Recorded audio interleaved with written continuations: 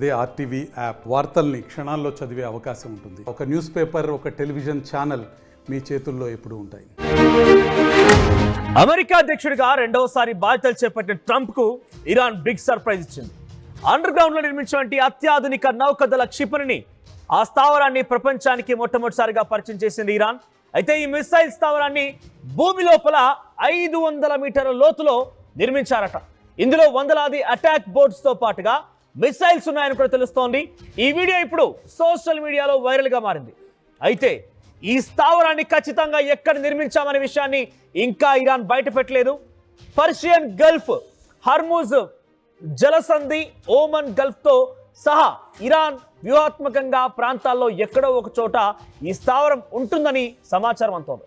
ఈ వీడియోలో కనిపించినటువంటి మిసైల్ బోట్స్ కు అమెరికా యుద్ధ నౌకలను నాశనం చేసే సామర్థ్యం ఉందని విషయాన్ని కూడా ఈ యొక్క వీడియో ద్వారా వెల్లడించారు. ఇక ట్రంప్ అధ్యక్ష బాధ్యతలు స్వీకరించిన టైంలోనే ఇరాన్ ఈ స్థావరాన్ని బహిర్గతం చేయడం, దాని వెనుక మరొక ఉద్దేశం ఉందంటున్నారు అంతర్జాతీయ నిపుణులు. బల ప్రదర్శనలో భాగంగానే ఈ స్థావరాన్ని ఇరాన్ ప్రపంచానికి పరిచయం చేసిందంటున్నారు. గతంలో అధ్యక్షుడిగా ఉన్నటువంటి సమయంలోనూ ఇరాన్ విషయంలో కఠినంగా వ్యవహరించారు ట్రంప్. ఇరాన్ పైన ఆంక్షలు విధించారు కూడా. అయితే అయినప్పటికీ ఇరాన్ అమెరికాను ధిక్కరిస్తూనే ఉంది. ఒకవైపు ఎదురు దెబ్బలు తగులుతున్నా తనపై సైనిక సామర్థ్యాన్ని మరింతగా పెంచుకునేటువంటి పనిలో పడింది ఇరాన్.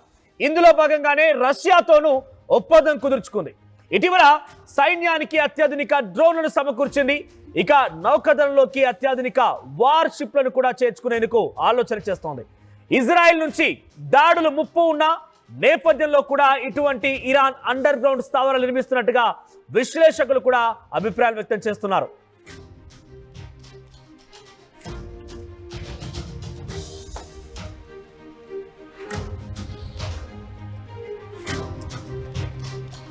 మరిన్ని వీడియోస్ కోసం ఛానల్ ని సబ్స్క్రైబ్ చేయండి. లేటెస్ట్ అప్డేట్స్ కోసం వాట్సాప్ ఛానల్ ని ఫాలో అవ్వండి. ఆ లింక్ డిస్క్రిప్షన్ లో ఉంది.